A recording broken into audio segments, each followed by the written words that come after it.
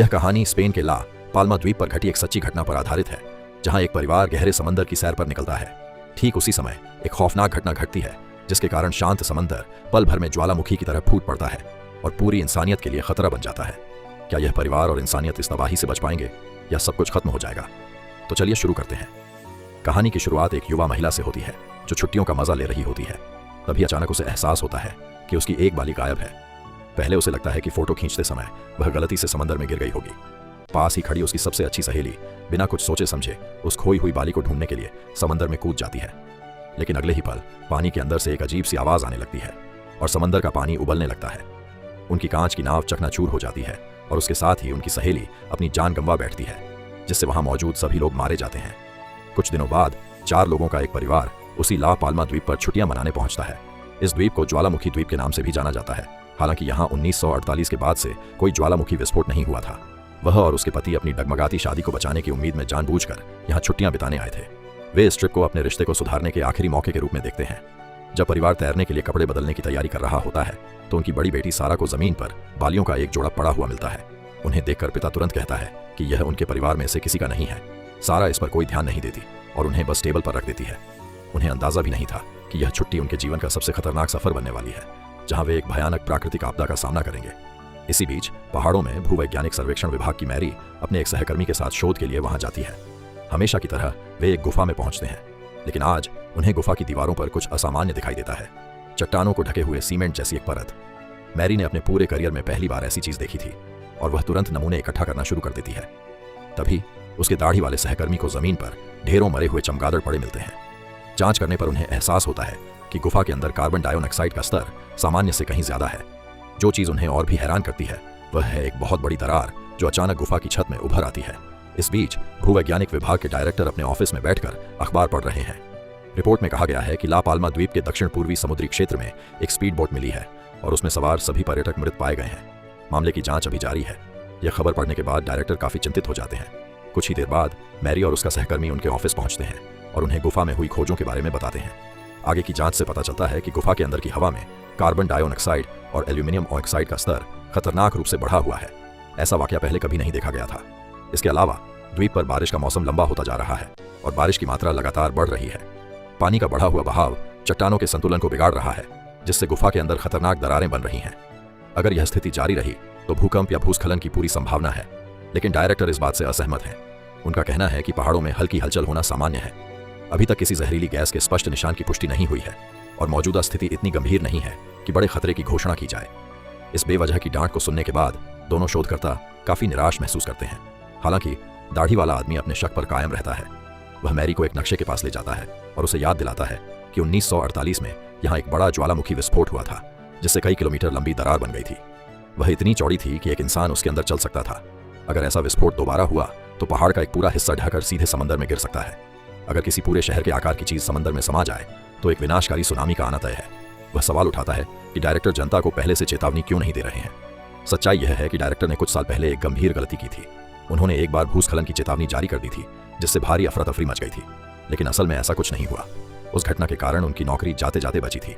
तब से उन्होंने तब तक अलार्म बजाने से इनकार कर दिया है जब तक कि आपदा का पूरी तरह से निश्चित होना तय न हो जाए। हालांकि मैरी और उसके सहकर्मी को यह अंदाजा नहीं है कि डायरेक्टर उनसे भी ज्यादा डरे हुए हैं। वास्तव में वह पहले से ही बहुत परेशान है। ठीक उसी समय वह नए नतीजों की समीक्षा करने के लिए फोरेंसिक विभाग गए हैं। शुरुआती पोस्टमार्टम रिपोर्ट में साफ कहा गया है कि स्पीड बोट पर मारे गए सभी लोग अत्यधिक उच्च तापमान वाली गैस की चपेट में आने से मरे थे। उनके फेफड़ों में कार्बन डाइऑक्साइड और सल्फर डाइऑक्साइड पाई गई है, जो इस बात का स्पष्ट सबूत है कि स्थिति सामान्य से कोसों दूर है। इस बीच रिसोर्ट में निक का परिवार बिना किसी चिंता के धूप और समंदर का मजा ले रहा है। सारा पूल के पास चुपचाप बैठी है। एक लड़की उसके पास आती है और उसे बीच वॉलीबॉल के खेल में शामिल होने के लिए बुलाती है, लेकिन सारा मना कर देती है क्योंकि उसे अपने छोटे भाई की देखभाल करनी है जो ऑटिज्म से पीड़ित है। वह लड़की निराश होकर चली जाती है। सारा नए दोस्त बनाना चाहती है, लेकिन उसमें आगे बढ़ने के आत्मविश्वास की कमी है। पूल से बाहर आने के बाद उसके पिता सैनित उसकी उदासी को नोटिस करते हैं और उसे जाकर खेलने के लिए प्रोत्साहित करते हैं। वह उसे भरोसा दिलाते हैं कि वह उसके भाई का ख्याल रखेंगे। यह सुनने के बाद सारा आखिरकार खेल में शामिल होने के लिए मान जाती है। उसके जाने से पहले उसके पिता उसे वॉलीबॉल के कुछ बुनियादी नियम जल्दी से समझाते हैं। सारा खेलने चली जाती है और निक अपने बेटे की जिम्मेदारी संभालता है। बच्चे के साथ समय बिताते हुए निक अचानक अपनी पत्नी को एक स्पेनिश आदमी के साथ हंसते और बातें करते हुए देखता है। इससे उसे तुरंत गुस्सा आ जाता है, लेकिन जैसे ही वह वापस अपने बेटे की तरफ देखता है बच्चा गायब हो चुका होता है। घबराया हुआ निक अपने बेटे की तलाश शुरू करता है, यह सोचते हुए कि शायद लड़का अपनी बहन को ढूंढने बीच पर गया होगा। वह किनारे की तरफ दौड़ता है और बार बार उसका नाम पुकारता है। थोड़ी देर बाद वह देखता है कि एक छोटा लड़का दूर एक चट्टान पर खड़ा है। जब निक पास पहुंचता है तो उसे एहसास होता है कि यह उसका बेटा है जो चुपचाप समंदर को निहार रहा है।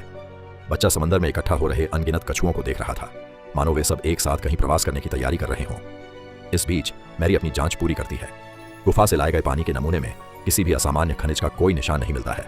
इससे साफ पता चलता है कि समंदर का पानी बहुत तेजी से पहाड़ के अंदर घुस चुका है और सीधे गुफा तक पहुंच गया है। उन्हें जो दरार मिली है वह बिल्कुल नई है, 2 हफ्ते से ज्यादा पुरानी नहीं है। अगर यह सच है तो द्वीप पर मौजूद हर कोई गंभीर खतरे में हो सकता है। इस बात का एहसास होने पर मैरी और उसका सहकर्मी वापस पहाड़ पर जाने और दरार के ऊपरी हिस्से की खुद जांच करने का फैसला करते हैं। वे गाड़ी चलाकर वापस उस जगह पहुंचते हैं। वहां वे जो देखते हैं वह और भी खौफनाक है। दरार का एक सिरा अब धीरे धीरे नीचे की तरफ धंस रहा है। वे तुरंत अपने उपकरण लगाते हैं और माप लेना शुरू करते हैं। उनका डर सही साबित होता है। दरार लगातार खिसक रही है। हालांकि यह हलचल धीमी है, लेकिन यह साफ है कि अगर यह जारी रही तो एक विनाशकारी आपदा आनी तय है। इस बीच भूवैज्ञानिक विभाग के कर्मचारियों को भी चेतावनी के संकेत मिलने लगते हैं। पहाड़ के आसपास गैस का स्तर बढ़ रहा है और शुरुआती झटके महसूस किए जा रहे हैं। डायरेक्टर तुरंत आदेश देते हैं कि नेशनल गार्ड से संपर्क किया जाए ताकि जरूरत पड़ने पर पहाड़ पर मौजूद पर्यटकों को सुरक्षित बाहर निकाला जा सके। उसी समय मैरी उन्हें फोन करती है। जब डायरेक्टर को पता चलता है कि वे दोनों अभी भी पहाड़ पर हैं तो वे घबरा जाते हैं और उन्हें अपने उपकरण वहीं छोड़ने और तुरंत नीचे आने का आदेश देते हैं। जब वे अभी माप ले ही रहे होते हैं तभी अचानक दरार से सफेद धुआं निकलने लगता है। यह देखकर दोनों अपनी जान बचाकर भागते हैं। नीचे आते समय उनका सामना कई लोगों से होता है जो पहाड़ पर कैंपिंग कर रहे थे। मैरी समझ जाती है कि यह ज्वालामुखी की सक्रियता का स्पष्ट संकेत है और सबको भागने के लिए चिल्लाने लगती है। कुछ समय बाद मैरी को अस्पताल के बिस्तर पर होश आता है। डायरेक्टर उसे बताते हैं कि उसका सहकर्मी गंभीर स्थिति में है और जहरीली गैस की चपेट में आने के कारण कोमा में चला गया है।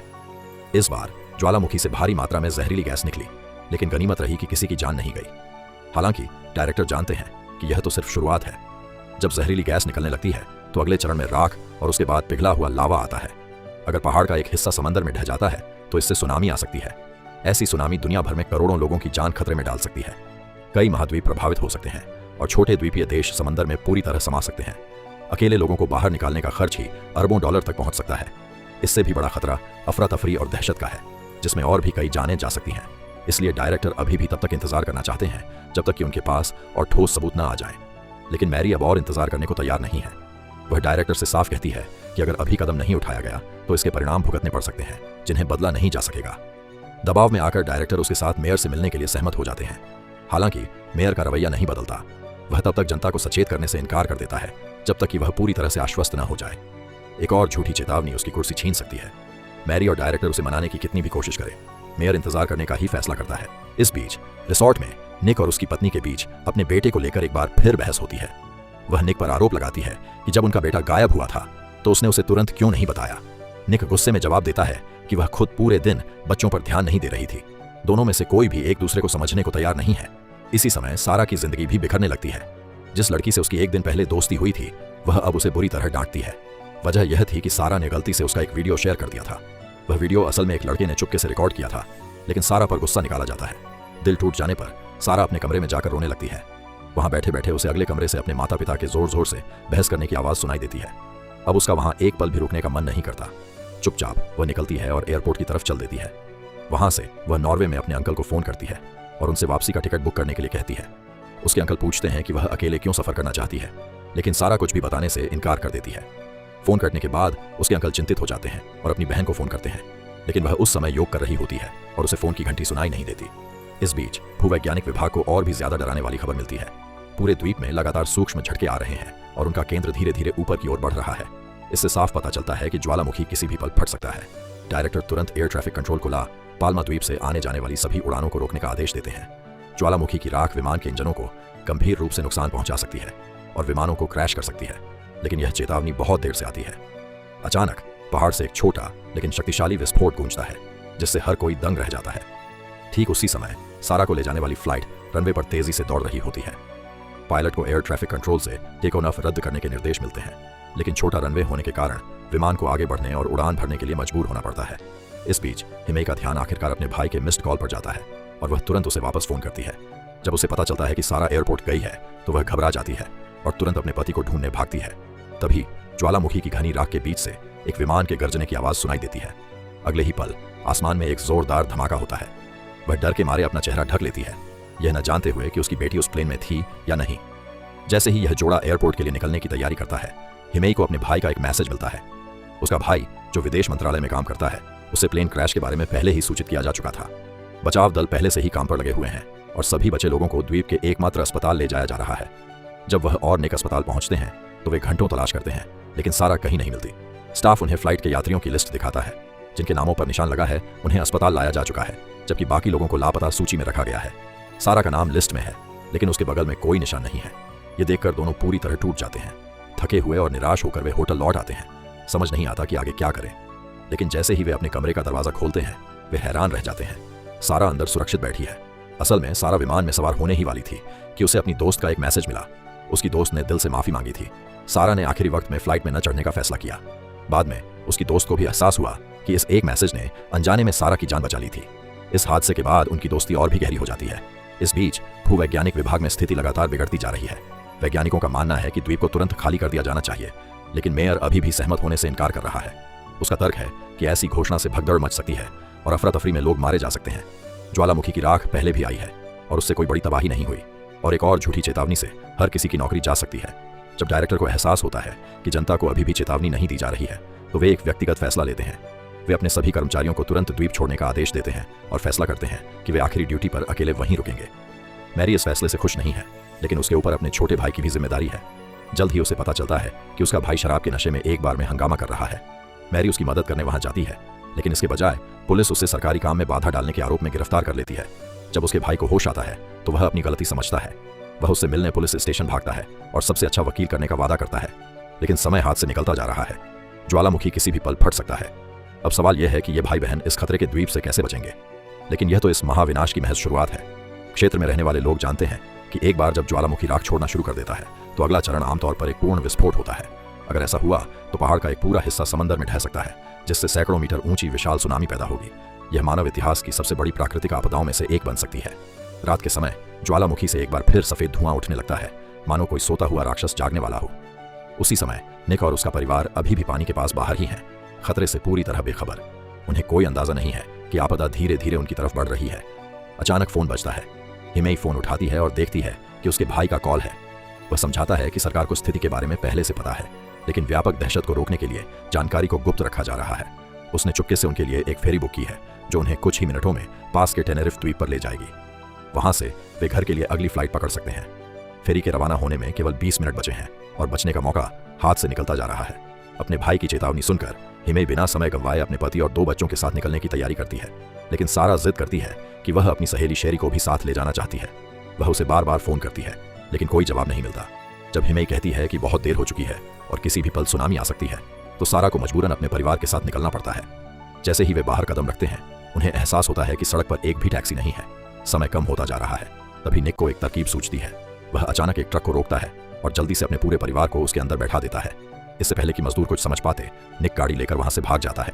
थोड़ी देर बाद वही मजदूर उनका पीछा करते हुए फेरी टर्मिनल तक पहुंच जाते हैं। अपने परिवार की सुरक्षा के लिए निक हिमेई और बच्चों से तुरंत फेरी पर चढ़ने का आग्रह करता है। निक पीछे रह जाता है और मजदूर उसे घेर कर पीटना शुरू कर देते हैं। आखिरकार निक अपना बटुआ निकालता है और उन्हें सौंप देता है। तभी वे उसे छोड़ते हैं, लेकिन तब तक बहुत देर हो चुकी होती है। निक बेबसी से देखता है कि उसके परिवार को ले जाने वाली फेरी धीरे धीरे दूर जा रही है। इस बीच शेरी बीच पर है। वह अपने फोन पर कई मिस्ड कॉल देखती है और जल्दी से सारा को वापस फोन करती है। सारा उससे कहती है कि वह किसी भी तरह टेनेरिफ पहुंच जाए, वरना जल्द ही बचना नामुमकिन हो सकता है। कुछ ही मिनटों बाद एक तेज झटका महसूस होता है। अपने ऑफिस में अकेले बैठे डायरेक्टर को तुरंत एहसास हो जाता है कि खतरा अपने चरम पर पहुंच चुका है। वह मेयर के ऑफिस फोन करते हैं और मांग करते हैं कि तुरंत आपातकालीन निकासी अलर्ट जारी किया जाए। फेरी न पकड़ पाने के कारण निक एक स्पीड बोट रेंटल सेंटर की तरफ भागता है और टेनेरिफ के लिए एक बोट किराए पर लेने की कोशिश करता है, लेकिन जैसे ही आपातकालीन अलर्ट बजता है, स्टाफ उसकी मदद करने से मना कर देता है। उसी समय होटल में मिला उसका एक दोस्त वहां आता है और निक को बताता है कि उसने एक नाविक को रिश्वत दी है। वे दोनों तुरंत किनारे की तरफ भागते हैं, जहां नाविक पहले से इंतजार कर रहा था। उसने निक के लिए आखिरी बची हुई सीट सुरक्षित रखी थी। राहत महसूस करते हुए वे बोट पर चढ़ने की तैयारी करते हैं, लेकिन तभी उनके पीछे ज्वालामुखी फट जाता है। जैसे ही बोट रवाना होने वाली होती है, एक महिला अपनी गोद में एक बच्चे को लिए दौड़ती हुई आती है। वह रोती है और मदद की गुहार लगाती है। कहती है कि उसका बच्चा बहुत छोटा है और उसे बचाना जरूरी है। निक एक पल के लिए रुकता है, फिर चुपचाप अपनी सीट उस महिला और उसके बच्चे को दे देता है। यह देखकर उसका दोस्त दंग रह जाता है, लेकिन निक चुपचाप वहां से चला जाता है। अस्पताल में दाढ़ी वाला वैज्ञानिक ज्वालामुखी विस्फोटों की आवाज से जाग जाता है। जब वह बाहर कदम रखता है तो वह तुरंत स्थिति की गंभीरता को समझ जाता है। फिर भी वह घबराता नहीं है, क्योंकि उसने इस परिणाम का अंदाजा पहले ही लगा लिया था। वह अपने कपड़े बदलता है और सीधे डायरेक्टर के ऑफिस जाता है, ताकि उनके आखिरी पलों में उनके साथ खड़ा रह सके। इस बीच निक दूर पहाड़ से उठती आग की लपटों और लावे को देखता है। उसे समझ नहीं आ रहा कि अब कहाँ जाना है। आखिरकार वह हिमेई को फोन करता है और उसे बच्चों का ख्याल रखने के लिए कहता है, यह कहते हुए कि शायद वह कभी वापस न लौट पाए। उसी समय मैरी का भाई पुलिस स्टेशन की चाबियां हासिल करने में कामयाब हो जाता है और अपनी बहन को आजाद करा लेता है। बाहर निकलते समय वह पास की कोठरी से एक और कैदी को भी छोड़ देता है। जैसे ही वे स्टेशन से बाहर निकलते हैं, उनका सामना निक से होता है। निक उन्हें बताता है कि सारी नावें जा चुकी हैं, लेकिन मैरी का भाई कहता है कि उसके पास अभी भी एक स्पीड बोट है, जिसे उसने मछली पकड़ने के दौरान छुपा कर रखा था। यह सुनकर निक में उम्मीद की एक किरण जगती है। तीनों जल्दी से बीच की तरफ भागते हैं और एक छिपे हुए कोने में स्पीड बोट ढूंढ लेते हैं। जैसे ही वे इसे शुरू करने वाले होते हैं, पीछे से बंदूक लिए एक आदमी आ जाता है। वह कैदी जिसे मैरी के भाई ने पहले आजाद किया था, अब वह बोट को अपने लिए छीनना चाहता है। मैरी का भाई उसे समझाने की कोशिश करता है, कहता है कि बोट में एक और व्यक्ति बैठ सकता है, लेकिन वह आदमी पूरी स्पीड बोट अकेले ले जाने पर अड़ा रहता है, क्योंकि उसके साथी भी पीछे आ रहे हैं। बहस के दौरान वह आदमी गोली चला देता है, जो मैरी के भाई को लग जाती है। मैरी उसकी तरफ भागती है, लेकिन कुछ ही पलों में उसकी मौत हो जाती है। ठीक तभी बाकी बदमाश भी वहां पहुंच जाते हैं। निक तुरंत मैरी का हाथ पकड़ता है और उसे बोट पर धकेल देता है। उसके पास एक बंदूक है, इसलिए बाकी लोग हिल नहीं पाते। दोनों स्पीड बोट शुरू करने में कामयाब होते हैं और द्वीप से बाहर निकल जाते हैं, जबकि ज्वालामुखी पूरे द्वीप को निगलने की धमकी दे रहा होता है। उसी समय निक को अपने साले का एक मैसेज मिलता है। वह समझाता है कि टेनेरिफ पर एक सेफ जोन है और वहां पहुंचना ही बचने का एकमात्र तरीका है। निक तुरंत मैरी का हाथ पकड़ता है और उसे बोट पर खींचता है। मैरी डर के मारे बिल्कुल सुन्न खड़ी है, मानो उसके पैर पत्थर के हो गए हों। निक उसे ठीक समय पर बोट के अंदर खींच लेता है और वे बोट को विपरीत दिशा में मोड़ते हैं, सुनामी के आने से पहले तेजी से दूर भागते हुए। इस बीच टेनेरिफ के एयरपोर्ट पर आखिरी फ्लाइट की तैयारियां चल रही हैं। हिमेई अपने बेटे और सारा के साथ बोर्डिंग गेट पर पहुंच चुकी है। पासपोर्ट चेक करते समय स्टाफ नोटिस करता है कि उसके पास एक अतिरिक्त पासपोर्ट है। वह समझाती है कि उसके पति पीछे छूट गए हैं और शायद जल्द ही पहुंच जाएंगे। स्टाफ उन्हें पीले रिस्टबैंड देता है, जो बोर्डिंग पास का काम करते हैं। केवल वही लोग प्लेन में चढ़ सकते हैं जिन्होंने यह बैंड पहना हो। लेकिन सारा लगातार पीछे देख रही है, अपनी दोस्त शेरी को लेकर चिंतित। वह देखती है कि शेरी एयरपोर्ट पहुंच चुकी है, लेकिन उसके पास बोर्डिंग पास नहीं है। सारा एक बड़ा फैसला लेती है और प्लेन के उड़ान भरने से ठीक पहले अपने बैग से अपने पिता का बोर्डिंग पास निकालती है और शेरी को दे देती है। इसके बाद वह खुद प्लेन में चढ़ जाती है। इस बीच हिमेई और उसका बेटा पहले ही अपनी सीटों पर बैठ चुके हैं, लेकिन सारा अभी तक नहीं आई है। प्लेन उड़ान भरने के लिए तैयार है। वह घबरा जाती है और अपने बेटे के साथ तुरंत प्लेन से उतरने का फैसला करती है। लोग उसे रोकने की कोशिश करते हैं, लेकिन वह उन्हें नजरअंदाज कर देती है। ठीक उसी समय डायरेक्टर और दाढ़ी वाला आदमी दोनों सुरक्षात्मक सूट पहने हुए ज्वालामुखी के मुहाने पर पहुंच चुके हैं। वे जानते हैं कि अब द्वीप छोड़ना असंभव है। दोनों निडर होकर ज्वालामुखी के पास खड़े हैं। दाढ़ी वाला आदमी मजाक में अपनी जेब से रेड वाइन की 1 साल पुरानी बोतल निकालता है, लेकिन इससे पहले कि वे उसे पी पाते, 78 साल से शांत पड़ा ज्वालामुखी पूरी ताकत से फट जाता है। एक बड़े धमाके के साथ पूरा द्वीप 2 टुकड़ों में बंट जाता है। पहाड़ का एक पूरा हिस्सा सीधे समंदर में समा जाता है, जिससे पल भर में सैकड़ों फीट ऊंची लहरें उठ जाती हैं। इस बीच सारा और शेरी विमान में लौटती हैं। वे अपनी माँ और भाई को बेताबी से ढूंढती हैं, लेकिन स्टाफ तुरंत उनसे अपनी सीट बेल्ट बांधने के लिए कहता है, क्योंकि विमान उड़ान भरने वाला है। सारा को इस बात का अंदाजा नहीं है कि उसकी माँ और भाई अभी भी उसकी तलाश कर रहे हैं। खुशकिस्मती से हिमेई को ठीक समय पर अपने भाई का एक मैसेज मिलता है।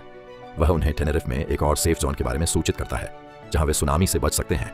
वह तुरंत उस दिशा में भागती है। उसका बेटा, जो ऑटिज्म से पीड़ित है लेकिन भूगोल में बेहद माहिर है, कुछ ही सेकंड में सुरक्षित स्थान का सटीक अनुमान लगा लेता है। पास के कुछ एयरपोर्ट कर्मचारी भी उनके पीछे पीछे चलते हैं। ठीक तभी सुनामी एयरपोर्ट की तरफ तेजी से बढ़ती है। जैसे ही विमान रनवे पर उतरने की कोशिश करता है, जमीन फट जाती है। इस बीच निक और मैरी अपनी स्पीड बोट से सेफ जोन की तरफ तेजी से बढ़ रहे हैं। उनके फोन की बैटरी खत्म हो जाती है, लेकिन वे आखिरी पल में सेफ जोन तक पहुंच जाते हैं। जब वे किनारे पर उतरते हैं तो देखते हैं कि वहां पहले से ही बहुत से लोग इकट्ठा हैं। यह सब निक के साले की वजह से मुमकिन हो पाया था। उसने विशेषज्ञों से सलाह ली थी और सबसे सुरक्षित क्षेत्र की पहचान की थी। सुनामी एक गोलाकार पैटर्न में फैलती है और टेनेरिफ के पूर्वी हिस्से में 2 विशाल लहरें आपस में टकराकर एक दूसरे के असर को खत्म कर देती हैं। वह इलाका सबसे सुरक्षित साबित होता है।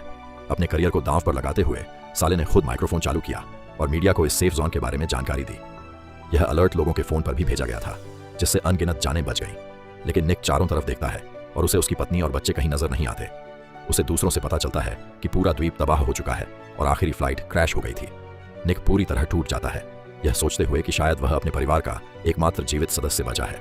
तभी दूर से एक जानी पहचानी आवाज सुनाई देती है। हैरानी की बात है कि विमान दुर्घटना में कुछ लोग बच गए हैं। सारा को होश आता है, जबकि शेरी बेहोश रहती है। सारा तुरंत शेरी को जमीन पर लेटाती है और सीपीआर देना शुरू करती है। एक फ्लाइट अटेंडेंट की मदद से शेरी को होश आ जाता है। जब वे विमान से बाहर निकलती हैं तो उनके आसपास की दुनिया पूरी तरह से तबाह हो चुकी होती है। सुनामी ने दुनिया के कई हिस्सों को नष्ट कर दिया है। कुछ छोटे द्वीपीय देश पूरी तरह से पानी में डूब चुके हैं। निक और हिमेई को डर था कि वे शायद सारा को कभी दोबारा नहीं देख पाएंगे, लेकिन तभी एक बचाव हेलीकॉप्टर वहां पहुंचता है। उनका बेटा सबसे पहले सारा को पहचानता है। अविश्वसनीय रूप से इस भारी तबाही के बावजूद पूरा परिवार आखिरकार फिर से एक हो जाता है। बस एक ही इंसान है जो दूर चुपचाप खड़ी है, मैरी, जिसने इस आपदा में अपने भाई को खो दिया था। वह जानती है कि उसकी जिंदगी अब पहले जैसी कभी नहीं होगी। अगर आपको हमारी यह कोशिश पसंद आई हो तो कृपया वीडियो को लाइक करें और हमारे चैनल को सब्सक्राइब करें। मिलते हैं अगले वीडियो में, तब तक के लिए बाय।